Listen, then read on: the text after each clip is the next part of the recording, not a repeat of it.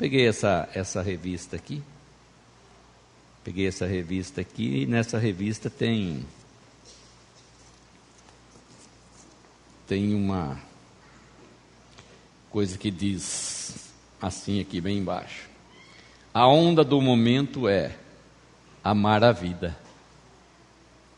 Como anda a sua motivação? Inspire-se a descobrir qual é a sua praia e mergulhe de cabeça nessa paixão. Amar a vida. A palavra de Deus é bem clara com respeito a isso, né? Se nós formos lá para Marcos, capítulo 8, versículo 34, e chamando a si a multidão com seus discípulos, disse-lhes: se alguém quiser vir após mim, negue-se a si mesmo e tome a sua cruz e siga-me. Porque qualquer que quiser salvar a sua vida, perdê-la-á. Mas qualquer que perder a sua vida por amor de mim e do Evangelho, esse a salvará. Pois que aproveitaria o homem ganhar todo o mundo e perder a sua alma? Ou o que daria o homem pelo resgate da sua alma? Perder para achar, perder para ganhar. Essa é a regra do Evangelho, né? Quem quiser aqui amar a sua vida, como é a onda do momento, vai perdê-la. Quem quiser salvar a sua vida, quem quiser aproveitar a sua vida aqui nesse mundo e desprezar, né, o Senhor Jesus como seu Salvador, vai ter que,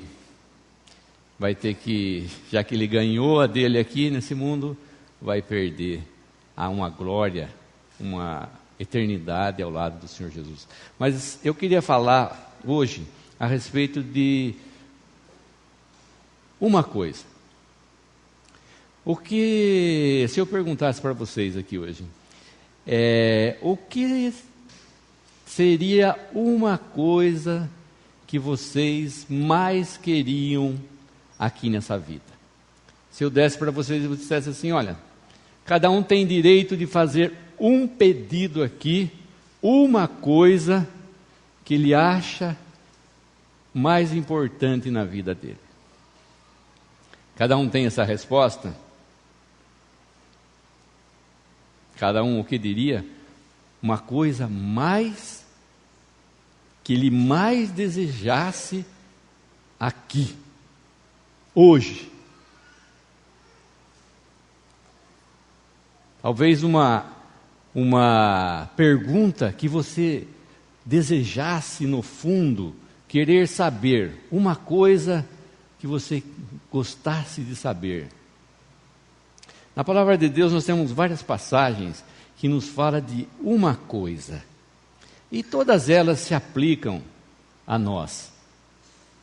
O Senhor Jesus veio aqui exatamente para mostrar o coração do homem, para mostrar o que estava no coração do homem e o que era importante nesta vida, né, e na vida vindoura para o homem. Ele veio, ele andou entre nós, ele mostrou quem ele era, ele mostrou quem o homem era. Mas para a gente não tardar muito, a primeira passagem está lá em Lucas, capítulo 7, versículo 36. E rogou-lhe um dos fariseus que comesse com ele, e entrando em casa do fariseu, assentou-se à mesa. E eis que uma mulher da cidade, uma pecadora, sabendo que ele estava à mesa em casa do fariseu, levou um vaso de alabastro com unguento, e estando por detrás aos seus pés chorando, começou a regar-lhe os pés com lágrimas, e enxugava-lhes com os cabelos da sua cabeça, e beijava-lhe os pés e ungia-lhes com o unguento. Quando isto viu o fariseu que o tinha convidado, falava consigo dizendo: se este fora profeta, bem saberia quem e qual é a mulher que lhe tocou, pois é uma pecadora. E respondendo Jesus, disse-lhe: Simão, uma coisa tenho a dizer-te. Uma coisa Jesus tem a dizer para nós hoje aqui também. E ele disse: dize-a, mestre. Um certo credor tinha 2 devedores, um devia-lhe 500 dinheiro e outro 50, ou seja, um devia 10 vezes mais do que o outro. E não tendo eles com o que pagar, perdoou-lhes a ambos. Diz, pois, qual deles o amará mais? Uma coisa ele tinha para perguntar para Simão, aquele homem que havia convidado a ceiar ali na casa dele. E porque aconteceu uma coisa, não é, que ninguém estava esperando. Versículo 43. Esse Simão, respondendo, disse-lhe: tenho para mim que é aquele a quem mais perdoou. E ele lhe disse: julgaste bem. E voltando-se para a mulher, disse a Simão: vês tu esta mulher? Entrei em tua casa e não me deste água para os pés, mas esta regou-me os pés com lágrimas e me enxugou com os seus cabelos. Não me deste ósculo, mas esta, desde que entrou, não tem cessado de me beijar os pés. Não me ungiste a cabeça com óleo, mas esta ungiu-me os pés com unguento. Por isso te digo que os seus muitos pecados lhe são perdoados, porque muito amou. Mas aquele a quem pouco é perdoado, pouco ama. Disse-lhe a ela: os teus pecados te são perdoados. E os que estavam à mesa começaram a dizer entre si: quem é este que até perdoa pecados? E disse a mulher: a tua fé te salvou, vai-te em paz. Nós temos 3 pessoas nesta passagem interessante. Primeira, uma pecadora conhecida na cidade por todos. Uma pecadora nominal, não é? Porque todos a conheciam, que aparece nessa história. Um homem que se achava justo, que não era pecador, né? Pelo menos que não era tão pecador quanto aquela mulher. Provavelmente seria aquela mulher uma prostituta. Provavelmente, mas não nos diz aqui. Mas como ela era conhecida por todos, provavelmente se tratava de uma prostituta. E o terceiro personagem é um homem que perdoava pecados. Quem é, pois, esse homem que perdoa pecados? Primeiro, nós não sabemos por que Simão convidou o Senhor Jesus para ceiar ali. Se era para ser gentil com ele, se era para conhecer o Senhor Jesus um pouquinho mais profundamente.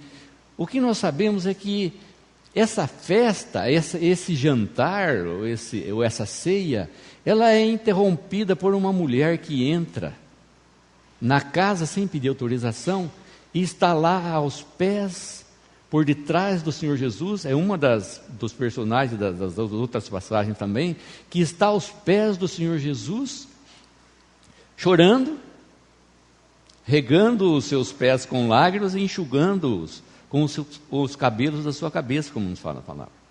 Sem nenhuma palavra a ser trocada entre Jesus e essa mulher. Não se ouve nenhum diálogo ou nenhum monólogo. Ninguém fala nada, nem o Senhor Jesus, nem essa pecadora.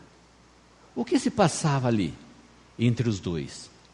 Essa mulher tinha uma dívida muito grande para com o Senhor. E ela ficou conhecendo o Senhor Jesus. E ela sabia quem Ele era. Ela sabia que Ele tinha esse poder de perdoar pecados. E aquele pecado estava deixando ela, os pecados dela, estava deixando ela muito perturbada. Não estava deixando ela sossegada, talvez não deixasse ela dormir, depois de ter ouvido o Senhor Jesus falar, de alguma forma, em algum lugar. Essa mulher entra então e se coloca aos pés do Senhor Jesus. Diante de todos, sem se envergonhar, né, do que ela estava fazendo. E quando o homem que havia convidado o Senhor Jesus para aquela ceia, vê esta cena, diz: nossa, quem é esse homem aí? Se ele soubesse quem era essa mulher, ele já teria expulsado ela. Essa casta de pessoas, essa pecadora, ele já teria mandado ela embora, sair. Como que ele deixa ela se aproximar dele assim, dessa forma? Tocar nos seus pés, beijar os seus pés. E a palavra nos diz que Jesus, conhecendo os pensamentos de Simão, que Simão pensava, se pelo menos ele fosse profeta, ele saberia quem era a mulher. O Senhor Jesus, conhecendo só os pensamentos de Simão, pergunta para ele: Simão, uma coisa tenho a dizer-te. Um credor tinha 2 devedores. Um devia 50, outro devia 500. E ambos não tinham com o que pagar. E, sendo misericordioso esse Senhor, perdoou a ambos. Quem vai amar mais a esse Senhor? Aquele que devia 50 ou aquele que devia 500? Simão logo diz: claro que é aquele que devia 500.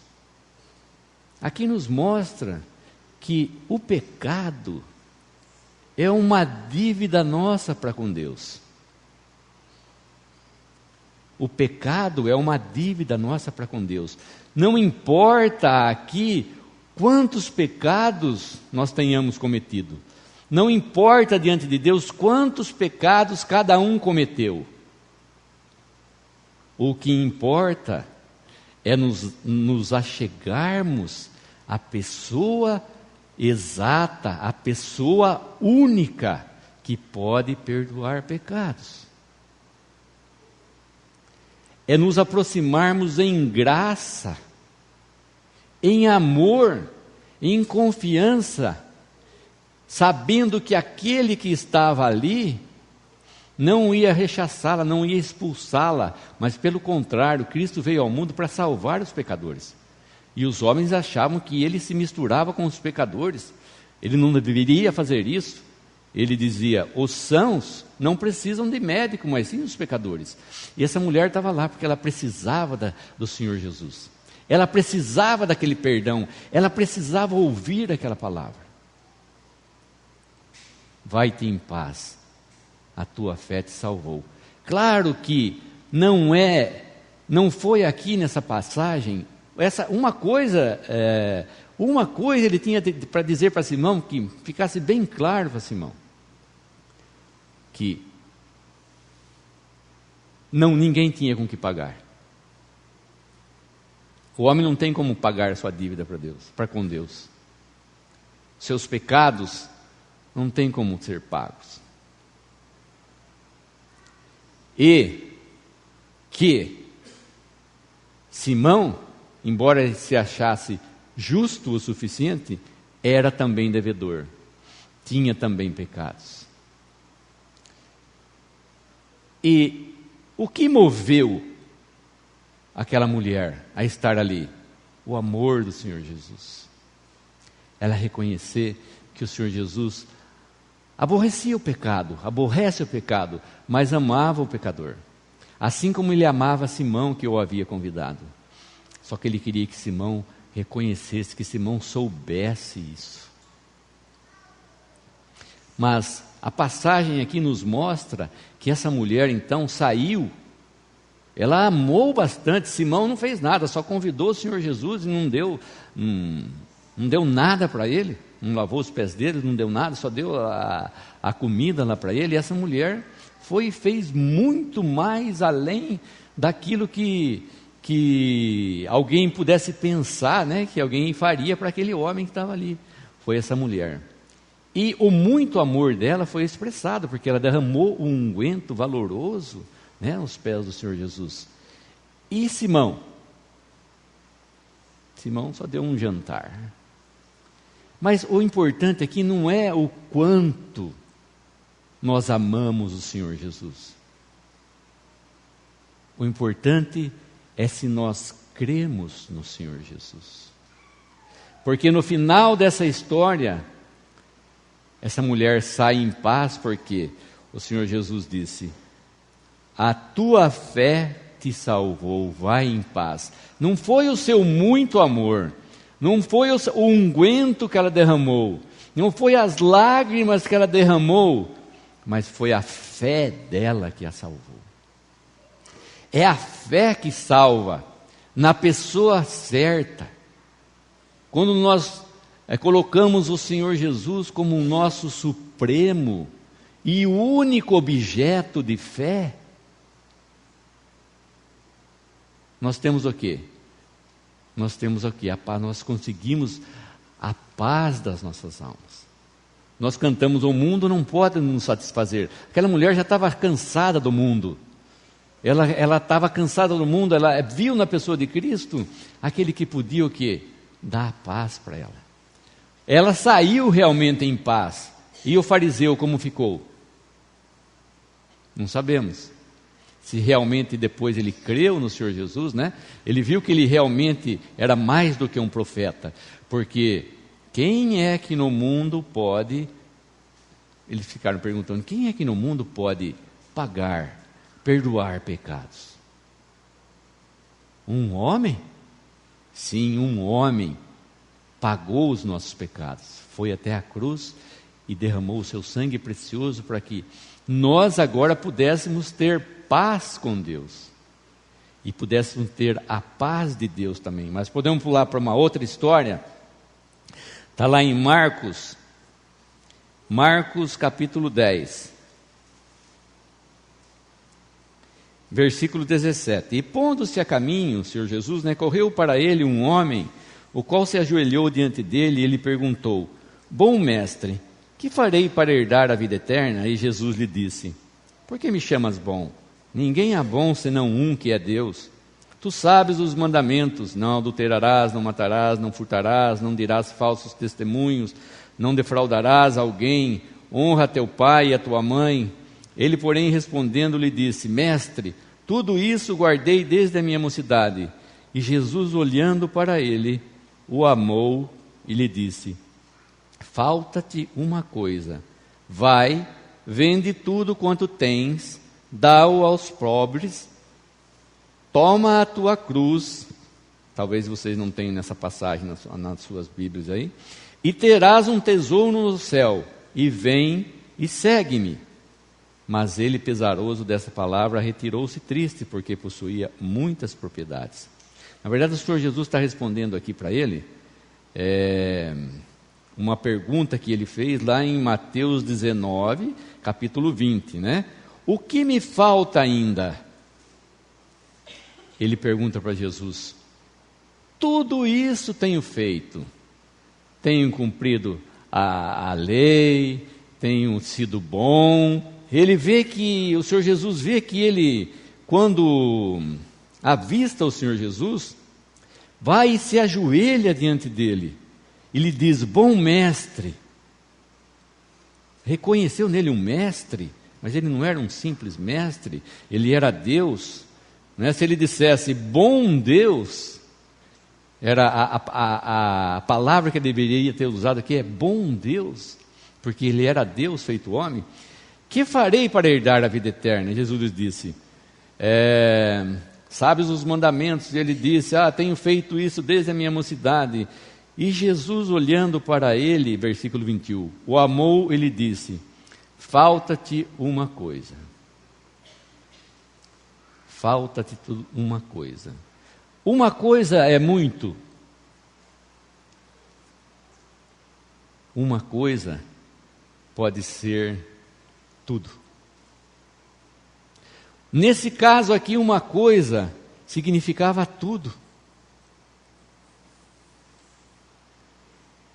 Alguém me disse que o Senhor Jesus nunca sorriu na palavra, nos evangelhos nós não vemos o Senhor Jesus sorrindo.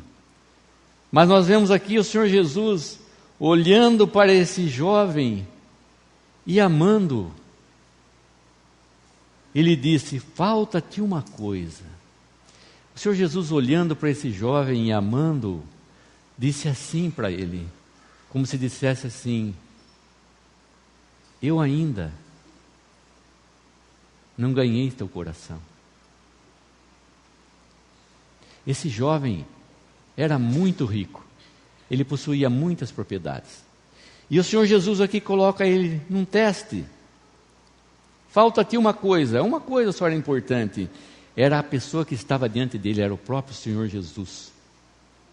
Era aquela pessoa que estava diante dele, que queria ter o quê? a preeminência, que quer ter o primeiro lugar nas nossas vidas, quer ter o primeiro lugar nos nossos corações, né? Quer ter a primazia, quer ser o primeiro de tudo nas nossas vidas aqui, porque na eternidade Ele vai continuar sendo também, de todo aquele que o tiver aqui, como o primeiro, a coisa principal da sua vida, vai tê-lo também na eternidade. Esse jovem estava precisando de Cristo. Como o Senhor Jesus conhecia o coração dele, o Senhor Jesus amou, ele foi até com boas intenções, mas boas intenções, e guardar a lei, e ser bonzinho, e ser religioso, e ler a Bíblia, e fazer tudo para os meus irmãos, e sair na frente, e querer fazer tudo, isso não é o suficiente. Não é o suficiente. Cristo é a nossa suficiência. E Cristo, conhecendo o coração desse jovem, vai o que? Mexer no coração dele. Sabia o coração dele. Eu estava pensando, a gente quer fazer uma brincadeira, né? Quando o noivo quer dar um anel de presente para a noiva, um anel de noivado, ele coloca um anel numa caixinha de fósforo, depois ele coloca uma outra caixa de sapato maior, e embrulha bem, depois coloca numa outra caixa, vamos ver, numa caixa de computador, depois coloca numa caixa de micro-ondas, depois coloca dentro uma caixa de fogão, e depois coloca numa caixa de geladeira, né? E dá aquele presente lá, e dá para ela abrir, ela fala, nossa, que presente grande que eu recebi, né? Mas o presente está lá no fundo de uma caixinha de fósforo. É uma aliança, é um negocinho pequenininho que está lá. Parece que tem a aparência de grande, né? Parece que tem a aparência de grande, parece que é uma grande coisa, mas o presente é só uma aliança que está lá no fundo. E o Senhor Jesus sabia o que estava no fundo do coração desse homem. Parecia que ele era muito bom, mas lá no fundo ele tinha uma outra coisa que tomava o primeiro lugar na sua vida, que eram as suas riquezas. E Jesus disse para ele, testa ele, falou, vai. Ele diz, vai, vende tudo quanto tens. Isto não é evangelho, hein, gente? Essa passagem não é evangelho. Essa passagem é para mostrar o coração desse jovem rico. Vai, vende tudo quanto tens e dá-o aos pobres, versículo 21, e terás um tesouro no céu. Toma a tua cruz, vem e segue-me. 3 coisas. Se livrar dos bens terrenos. Segunda coisa, tomar a cruz. Terceiro, seguir a Jesus. 3 coisas que ele tinha que fazer. Era muito para ele. Era muita coisa. O Senhor Jesus sabia, ele queria mostrar para ele que ele não estava em condições, que ele não tinha condições de seguir o Senhor Jesus. E esse homem, então, pesaroso, porque era muita coisa para ele, tomar a cruz significa deixar o mundo, né? E seguir a Jesus, né? Também é uma coisa que significa se despojar de si mesmo para seguir a Jesus. Na verdade, a resposta que esse jovem rico deveria ter dado seria a resposta do versículo 51. É a resposta de Pedro. Versículo 28. E Pedro começou a dizer-lhe, eis que nós tudo deixamos e te seguimos.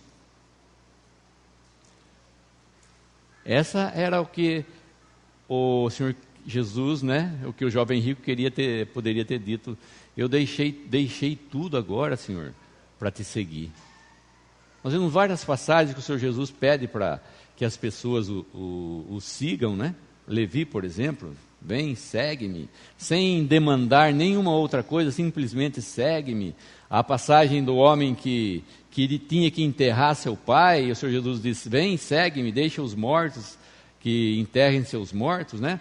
Mas aqui nessa passagem em particular, esse jovem rico tinha então que se despojar daquilo que era mais precioso para ele. O Senhor Jesus tinha que se tornar o objeto supremo e mais precioso para ele. E ele vai embora e perdeu a oportunidade de ter o quê? De trocar os bens dessa terra. Onde está esse jovem agora? Nós não sabemos, porque a palavra não nos fala que ele foi salvo ou não. Mas onde estará esse jovem agora? Onde estará as suas possessões? E a eternidade está diante de nós agora, a vida eterna. A possessão, a nossa posse, as nossas riquezas são eternas. Nossas riquezas não estão terrenas, como foi falado aqui. As nossas riquezas estão lá juntamente com Cristo. E o objeto da nossa adoração, o objeto do nosso querer aqui nesse mundo é Cristo e nada mais. Nada pode se interpor entre eu e Cristo. Se existe alguma coisa, essa coisa tem que ser tirada. Cristo quer ter a primazia, quer ser o primeiro em nossos corações.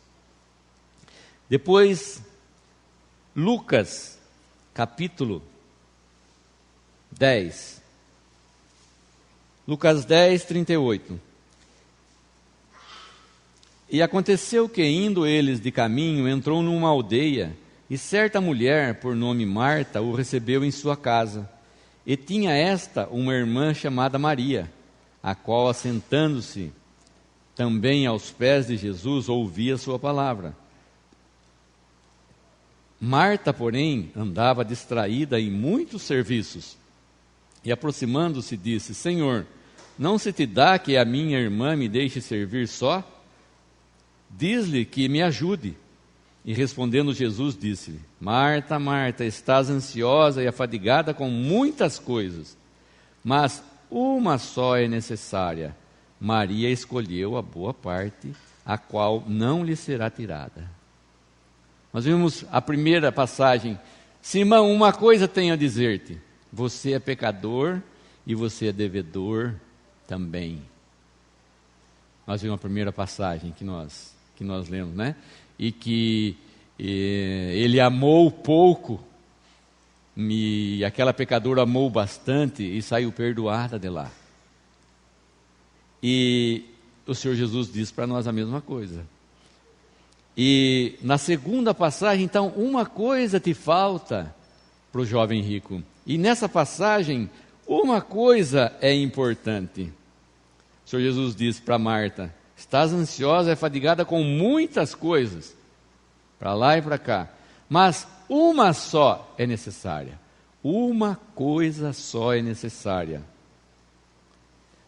Maria escolheu a boa parte, a qual não lhe será tirada. Então Marta estava lá trabalhando, e Maria, não perdendo aquela grandiosíssima oportunidade de estar assentada aos pés do Senhor Jesus, ouvindo o que ele tinha para dizer, que eram coisas que nós não podemos pensar, que maravilha que é, né? E nós vemos lá em Mateus, depois 26, Marta fazendo uma obra do quê? Ungindo o Senhor Jesus. Maria fazendo uma obra de ungir o Senhor Jesus para o seu sepultamento. Nós vemos que ela estava assentada aos pés de Cristo, e a sua irmã estava zangada com ela, porque ela estava lá fazendo muitas coisas, e ela disse: Senhor Jesus, diz para Maria sair daí, e para ela vir me ajudar aqui. Senhor Jesus: não, você está ansiosa e afadigada com muitas coisas. O Senhor Jesus não falou para ela: você está preparando muitos pratos, não precisa preparar muita refeição, faz um arrozinho com qualquer coisa aí. Não, o Senhor Jesus está falando: você está preocupada com muitas coisas, mas a sua irmã, Maria, escolheu a melhor parte, a única parte que é necessária, que era Cristo, a qual não lhe será tirada. Essa parte, aquele que crê no Senhor Jesus como seu Salvador, é salvo eternamente. e vai ter a companhia do Senhor Jesus, não só aqui nesse mundo, vai poder gozar. Se a gente pudesse ter tido essa oportunidade de estar sentado aos pés da pessoa do Senhor Jesus, para poder estar ouvindo o que Ele estava falando ali, ela não poderia deixar passar essa oportunidade. Era um lugar que o Senhor Jesus frequentava, e o Senhor Jesus amava a Maria, a Marta e a Lázaro. Não é? O Senhor Jesus não está dizendo que não era necessário que Marta fizesse aquilo, mas que ela não ia sair dos pés de Jesus, porque ela estava ali bebendo das palavras que o Senhor Jesus estava dizendo. E essa proximidade, como teve aquela pecadora, quando nós lemos lá na casa de Simão, a proximidade como teve aquele jovem rico que se ajoelhou diante de Cristo, mas que foi embora vazio. Que pena, né? O Senhor Jesus amando ele. E essa Maria também se achegando aos pés de Jesus. Que Salvador é esse maravilhoso? Aquele que se aproximou de nós numa tal distância que nós pudemos tocá-lo. A palavra nos fala, nós pudemos ouvir da sua própria boca. Nós pudemos sentir. Nós pudemos ver os milagres que Ele fez. Depois o Senhor Jesus vai fazer grandes coisas aqui nessa família também. Então, uma só coisa era necessária. Aquela coisa que faltava lá para o jovem rico, estava aqui.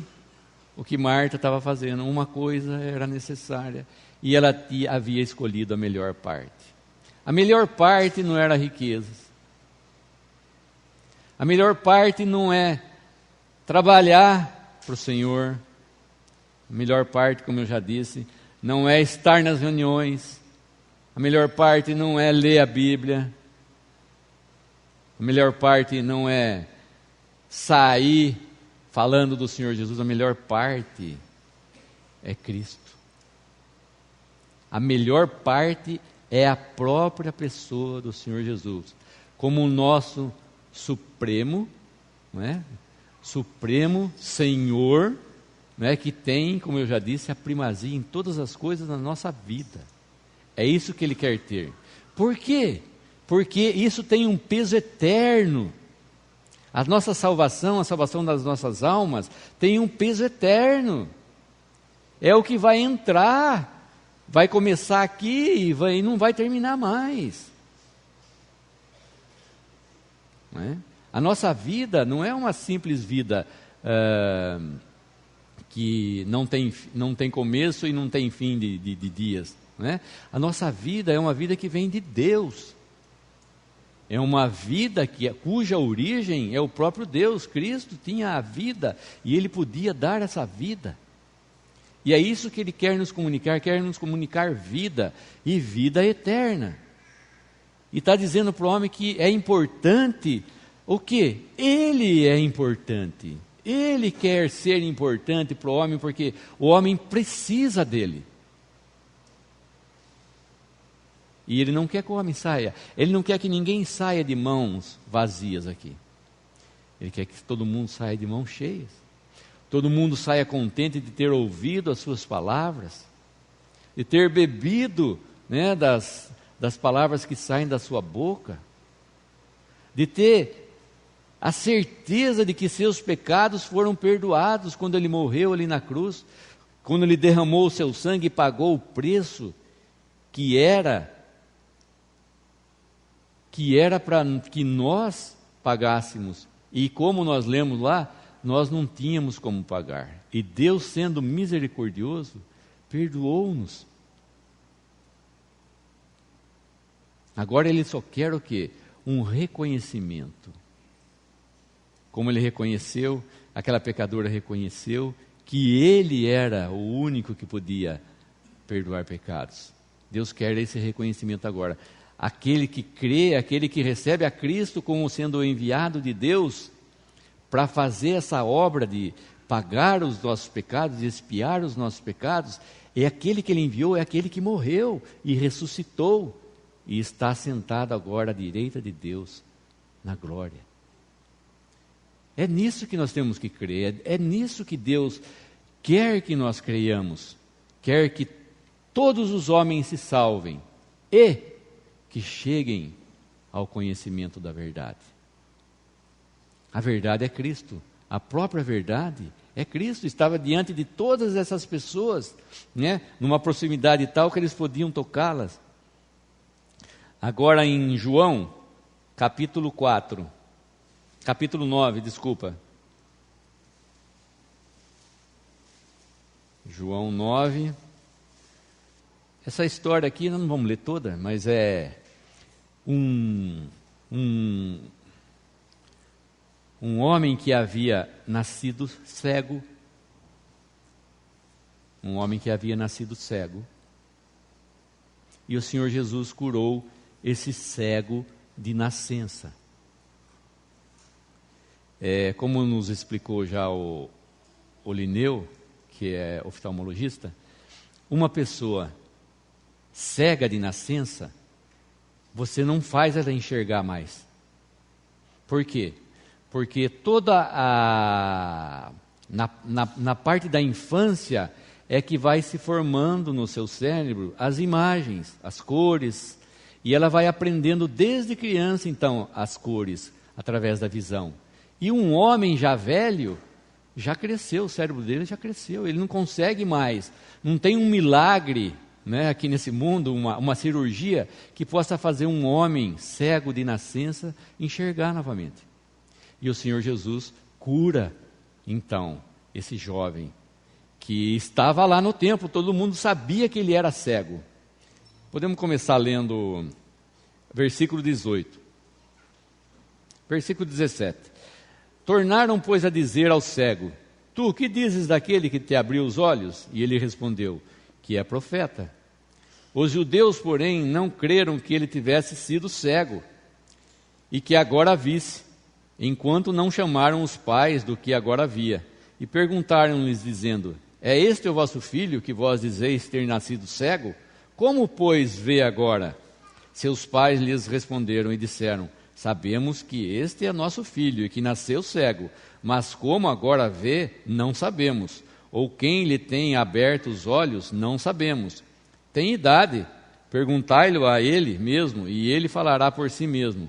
Seus pais disseram isto, porque temiam os judeus, porquanto já os judeus tinham resolvido que se alguém confessasse ser ele o Cristo, fosse expulso da sinagoga.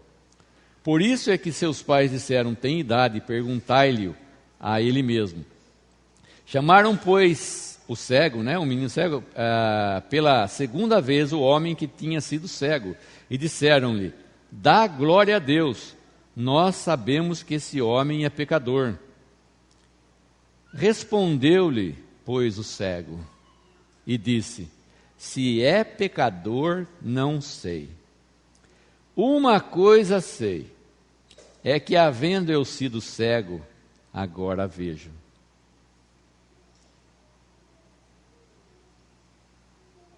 Como foi? Como te abriu os olhos? Eles perguntam depois. Ele falou assim: eu não sei como ele fez. Ele fez lodo lá e untou os olhos, mandou que ele lavasse. Mas ele fala: eu não sei como ele me abriu os olhos. Eu só sei uma coisa, que eu era cego. E agora estou vendo tudo. Nós nascemos cegos para as coisas de Deus. E quando nós nascemos de novo, quando nós recebemos o Espírito Santo, nós passamos a enxergar todas as coisas. Quando nós cremos no Senhor Jesus, nós saímos dessa escuridão espiritual e vamos para a luz. E como se faz isso, nós não sabemos, né? O Senhor fala para Nicodemos: se não nascerdes de novo, não podeis entrar ou ver o reino dos céus. Esse homem era cego, e agora ele passa a ver. Só que o Senhor Jesus curou esse cego porque ele tinha um propósito com esse cego. E esse cego fala-nos, como eu estava dizendo, de nós mesmos, que nós éramos cegos. E através do sacrifício de Cristo, quando ele morreu e o véu se rasgou em duas partes e nos abriu o Santo dos Santos, nós pudemos ver o quê? Entrar na própria presença de Deus. O que nós sabemos é que eu era pecador. Ele quer dizer, eu era pecador, mas agora eu tenho um Salvador, um que me fez ver quem eu sou. Agora eu posso ver. E o Senhor Jesus quer o quê? Abrir os olhos daqueles que estão ainda na escuridão. Quer salvar aqueles que estão na escuridão, aqueles que não se achegaram até Ele. E eu posso dizer, uma coisa eu sei, que eu era cego e agora vejo? Ou ainda eu digo, eu sou cego, eu não consigo ver as coisas de Deus. Não consegue por causa da sua incredulidade. Porque importa que aqueles que se acheguem a Deus, creia que Ele exista.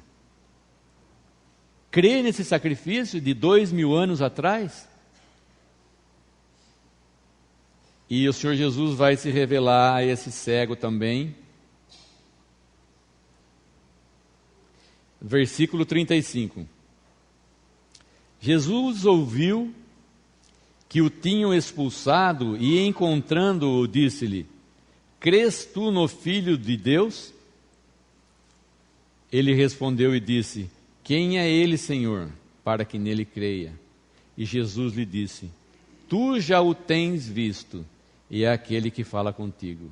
E ele disse: creio, Senhor. E o adorou. E o adorou. O Senhor Jesus chegou próximo dele e falou assim: você não sabe quem te curou? Foi um profeta? Ele disse para os principais lá da sinagoga. Foi um profeta, acho que era um profeta, porque ele teve esse poder. E agora o Senhor Jesus se revela a ele como quem? Crês tu no Filho de Deus? Versículo 35.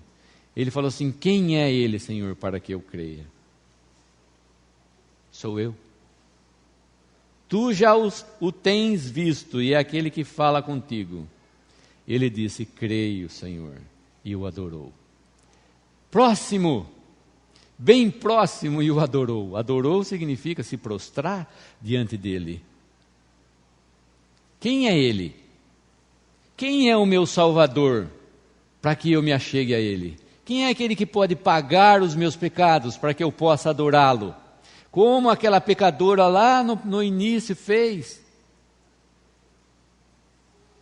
Eu conheço o Senhor Jesus. O Senhor Jesus quer se revelar. Primeiro ele abre os olhos do cego.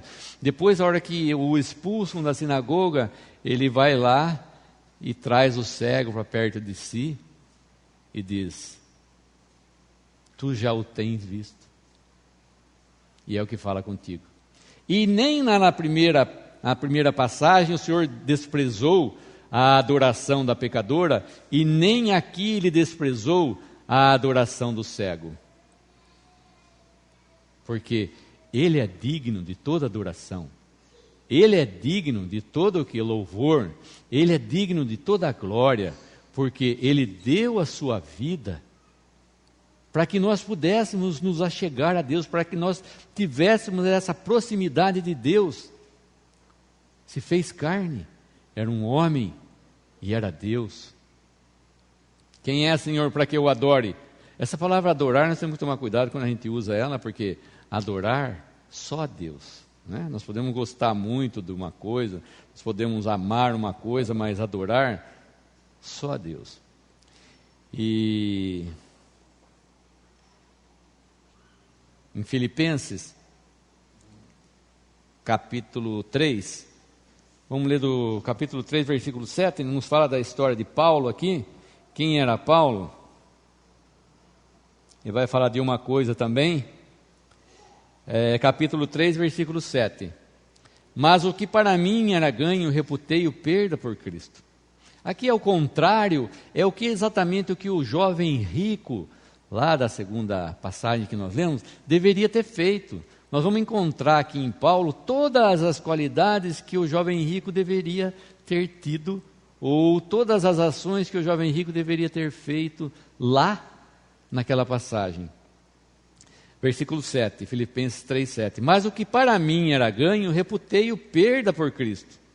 E na verdade também tenho por perda todas as coisas pela excelência do conhecimento de Cristo Jesus, meu Salvador, pelo qual sofri a perda de todas essas coisas e as considero como esterco, para que possa ganhar a Cristo. Eu considerei tudo que eu tinha, posição, não só riquezas, né? Não estamos falando aqui só de riqueza, mas a minha posição, o meu trabalho, o meu eu, quem eu sou, a posição que eu ocupo nesse mundo, tudo isso Paulo deixou. Porque pela excelência do conhecimento de Cristo, ele considerou isso daí, tudo que ele tinha, todo o background, como ele fala, todo o passado dele, que à vista dos homens era uma coisa excelente, que ele tinha ganhado, que ele tinha construído, ele considerou tudo aquilo por perda, para que possa ganhar a Cristo, pela excelência do conhecimento de Cristo. E seja achado nele, não tendo a minha justiça que vem da lei, mas a que vem pela fé em Cristo, a saber, a justiça que vem de Deus pela fé, para conhecê-lo e a virtude da sua ressurreição, e a comunicação de suas aflições, sendo feito conforme a sua morte. Conforme a sua morte, tome a cruz e siga-me. Paulo diz que ele foi feito conforme a morte de Cristo. Era o que o jovem tinha que fazer lá. E tomar como perda todas as coisas que ele tinha também, para que ele pudesse ganhar a Cristo. No primeiro versículo nos fala, para a excelência do conhecimento de Cristo. Versículo 9, e seja achado nele. Versículo 10, para conhecê-lo. Para conhecê-lo. Não é somente aqui ouvir falar de Cristo, como Simão que convidou o Senhor Jesus. Ele havia ouvido falar de Cristo, mas ele estava curioso a respeito. E muitas pessoas vêm na reunião curioso a respeito de como será lá, vêm olhar as pessoas, vêm olhar como as pessoas se comportam, e, na verdade, não vêm procurar Cristo. Conhecer Cristo é ter uma intimidade com Ele, como nós lemos a respeito de Maria. Não é simplesmente, você conhece fulano? Conheço de vista, ele sempre passa em frente de casa. Mas espera um pouquinho só. Conhecer uma pessoa é falar com ela face a face, é andar com ela, é ir até a casa dela, é ser convidada para estar numa festa junto com ela, é ir passear junto com ela. Isso é conhecer uma pessoa. Conhecimento superficial de Cristo não basta. A minha fé tem que ser sólida. É uma âncora, como nos fala a palavra. Uma âncora que segura um navio inteiro. A nossa fé tem que ser uma âncora que nos segure firme em Cristo. E quem nos dá a fé é o próprio Cristo. Ele quer que nós creiamos nesse sacrifício para que nós nos tornemos o quê? Filhos de Deus agora. Herdeiros, co-herdeiros com Cristo. Herdeiros de Deus e co-herdeiros com Cristo. E que nós sejamos participantes da vida eterna. E agora, nesse trecho de Paulo, versículo 13. Irmãos, quanto a mim, não julgo que o haja alcançado, mas uma coisa faço, uma coisa faço. Uma coisa que nós devemos fazer é que, esquecendo-me das coisas que atrás ficam e avançando para as que estão adiante de mim, prossigo para o alvo, pelo prêmio da soberana vocação de Deus em Cristo Jesus. Uma coisa faço, uma coisa tenho a dizer-te, né? A segunda passagem é: uma coisa te falta, a outra é uma coisa eu sei. Já estou pulando aqui.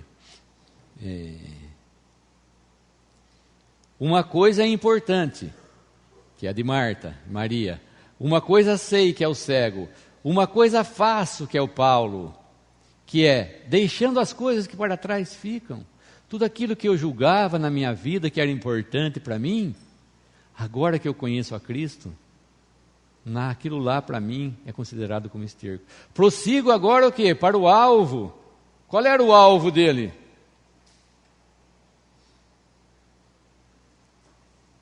Prossigo para o alvo.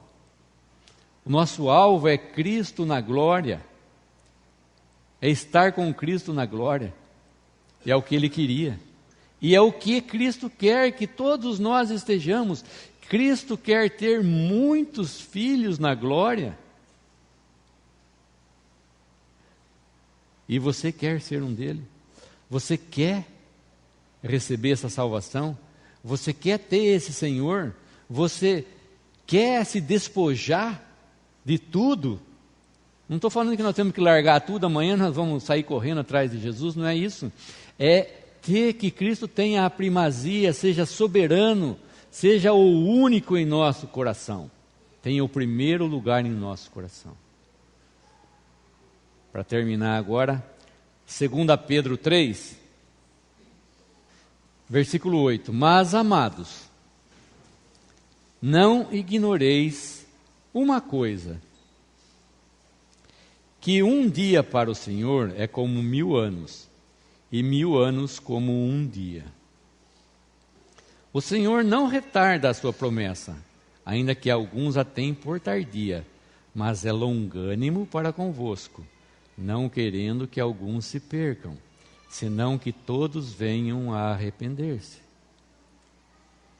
Amados, não ignoreis uma coisa, que um dia para o Senhor é como 1000 anos, e 1000 anos como um dia. Quanto tempo faz que o Senhor Jesus morreu? 2000 anos? Em Apocalipse 5, nos fala que de um cordeiro como havendo sido morto. Para Deus, faz 2 dias que Cristo morreu, e algumas horas. Faz muito tempo? Para Deus, não. Para nós faz 2000 anos. Quanto tempo está durando essa longanimidade e a bondade de Deus? Porque a palavra diz assim, o Senhor não está retardando a promessa dele de voltar. Ele não está demorando para voltar, porque muitos estão perguntando, cadê que ele vai voltar de novo? Aonde está? Que ele não volta, faz 2000 anos. Para Deus só se passaram 2 dias.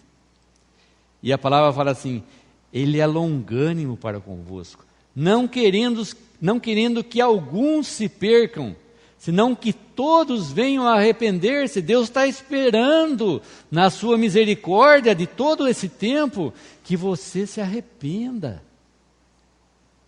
Deus está aguardando você se achegar para Cristo. Deus não está demorando. Deus está esperando, Deus está aguardando o homem, para que o homem venha para Cristo. Para que o homem tenha Cristo, para que o homem goze da pessoa de Cristo. Quem é realmente Cristo? Que significado tem Cristo na sua vida? Deus quer que Cristo tenha a primazia na sua vida. Deus nos deu o que de mais precioso Ele tinha. E o que nós vamos fazer agora com essa preciosidade que Deus nos deu? Nós vamos sair, o jovem rico, o Senhor Jesus disse para ele, vai e vem. Ele só foi, mas não voltou. Talvez muitos aqui tenham ouvido o Evangelho, várias vezes? Foram, mas não voltaram. Não voltaram para Cristo. Voltar para Cristo é aceitar o quê? Tudo o que Ele nos pede. É aceitar o quê? Estou crucificado com Cristo, deixei o mundo para trás, agora eu tenho uma nova vida, agora eu sou uma nova criação, agora eu tenho uma outra perspectiva na minha vida, que não são essas coisas terrenas que passam, mas as coisas eternas que ficam.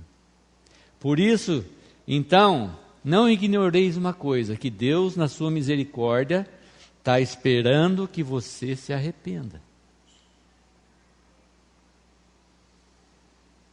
Então, todas essas umas coisas são importantes, que Deus quer que nós saibamos. Que, na verdade, a única coisa importante é Cristo. A mais importante. E de toda a importância que existe, de tudo que existe no mundo, Cristo é o nosso principal Senhor, né? E chamar o Senhor Jesus de Senhor é saber que realmente Ele tem um senhorio nas nossas vidas. Ou seja, o seu Senhor, aquele que era escravo que tinha o seu Senhor, sabia que quando o seu Senhor dizia alguma coisa, ele obedecia. Mas o Senhor Jesus não é Senhor porque nós somos escravos dele, mas porque nós reconhecemos que Ele é Senhor das nossas vidas. Ele agora ordena as nossas vidas. As nossas vidas estão colocadas nas suas mãos agora. Nós podemos ter confiança nesse Senhor agora, porque Ele quer ser Senhor das nossas vidas. Esse é o desejo dEle. Para isso que Ele veio ao mundo, para salvar pecadores. Então, essa é a mensagem que eu queria deixar. E pensar que na próxima vez que a gente vier aqui, se o Senhor permitir, se aqui ainda estivermos, se nós não estivermos gozando, aqueles que creem no Senhor Jesus aqui, das nossas riquezas que estão lá nos céus, espero que muitos já vão e voltem para Cristo. Podemos dar graça?